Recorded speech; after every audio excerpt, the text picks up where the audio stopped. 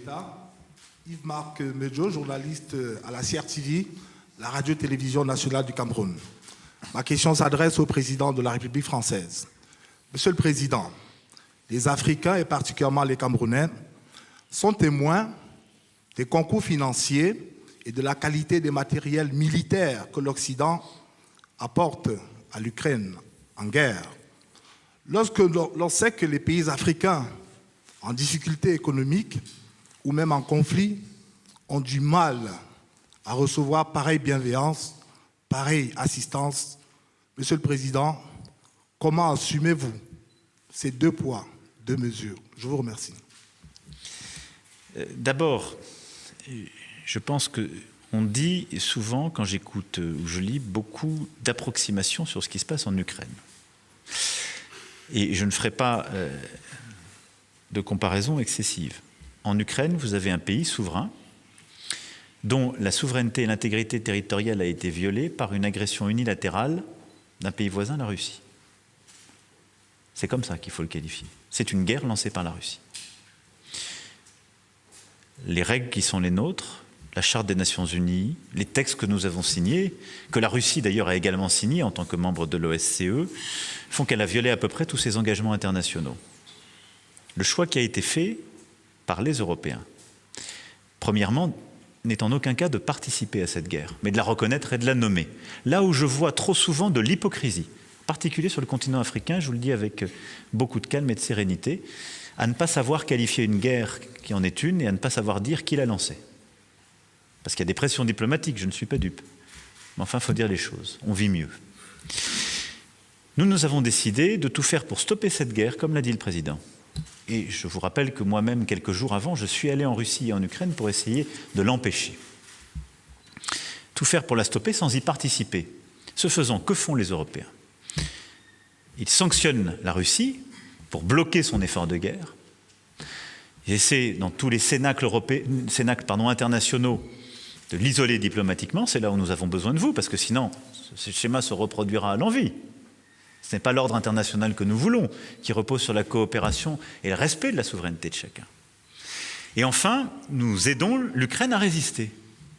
Des aides économiques et financières, des aides prenant les réfugiés, des aides militaires en livrant du matériel. C'est ça la situation, très précisément. Je ne vois pas sur le sol africain des pays qui soient dans une situation comparable, étant agressés par une puissance voisine où nous aurions à nous poser tel sujet. Par contre, je vois des pays qui ont pu être déstabilisés par le terrorisme. Ça, c'est tout à fait vrai. Et vous parlez là à un chef d'État qui a l'honneur d'être à la tête d'un pays qui s'est engagé ô combien. Mais je vous le dis avec beaucoup de clarté, monsieur, en Afrique, nous n'avons pas simplement livré des armes, nous avons envoyé des troupes à la demande d'un État souverain qui était le Mali et de l'organisation régionale qui était la CEDEAO pour la défense de sa souveraineté nationale. Nous avons donc fait beaucoup plus que pour l'Ukraine. Je vous parle avec la gravité d'un chef d'État qui a eu à enterrer des soldats parce qu'ils sont venus sur le sol africain défendre la souveraineté d'un État qui n'était pas le leur. C'est ça la réalité. S'il y a 2 poids 2 mesures, ce 2 poids 2 mesures est dans l'autre sens que celui que vous avez évoqué. L'armée française, à la demande du Mali en 2013, est intervenue pour stopper les terroristes qui faisaient route vers Bamako. Puis l'armée française, à la demande de l'État malien et de la CEDEAO, est restée pour protéger. Et si aujourd'hui il n'y a pas un califat territorial au Mali, c'est parce qu'il y a eu l'armée française et que des dizaines de nos enfants sont morts sur le sol africain pour lutter contre le terrorisme. Allez voir beaucoup d'autres que la France pour leur demander les 2 poids 2 mesures. La France est le pays qui s'est le plus engagé pour des États africains à leur demande et pour leur sécurité.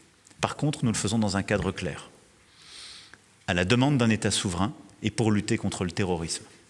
Quand ce cadre n'a plus été rempli, après les 2 coups d'État militaires au Mali et les choix de la junte, nous avons décidé de partir, de réorienter notre dispositif. C'est ça la réalité. Maintenant, nous avons des politiques de coopération militaire avec de nombreux pays africains. Le Cameroun en fait partie, qui passent par des livraisons, de la formation, du partenariat. Et c'est sur cette route que nous continuerons d'avancer, de consolider le lien qui est le nôtre. sur le plan militaire. Voilà. Je ne peux pas être plus exhaustif et précis pour faire la différence entre des situations que vous avez évoquées et rappeler la réalité de l'implication de la France.